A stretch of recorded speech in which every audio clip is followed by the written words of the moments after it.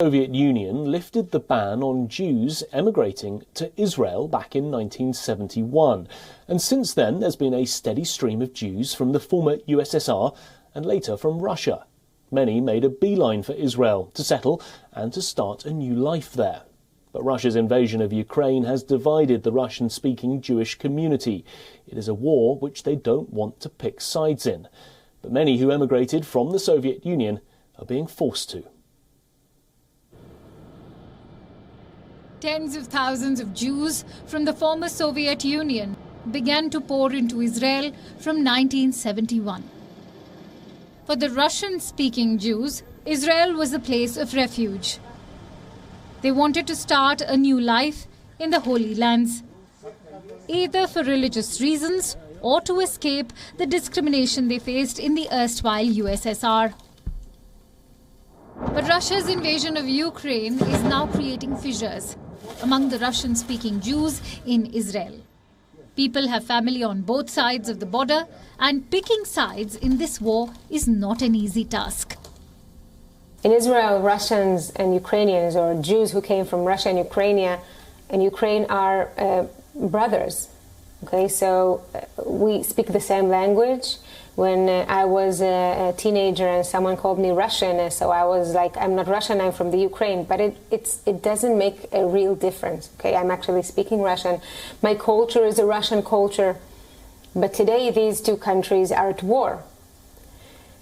And this kind of makes it all different.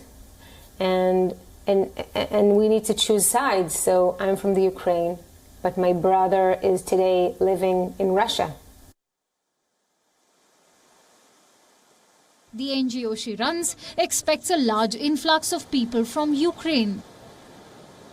The State of Israel was established in the aftermath of the Second World War as the promised land for Jews who survived the Holocaust under the Nazi regime in Germany. Natan Sharansky was born in Ukraine in the erstwhile USSR, but immigrated and made his life in Israel, where he even served as a former minister. The Russia-Ukraine war is not specifically about Jews, but many Jews from Ukraine will be displaced. Israel is a small country in the Middle East. I do believe that we have to make it clear that, let's say, we are going to have 30,000 refugees to whom we will give an opportunity for a few months, for half a year, for a year, to live here, to find their future.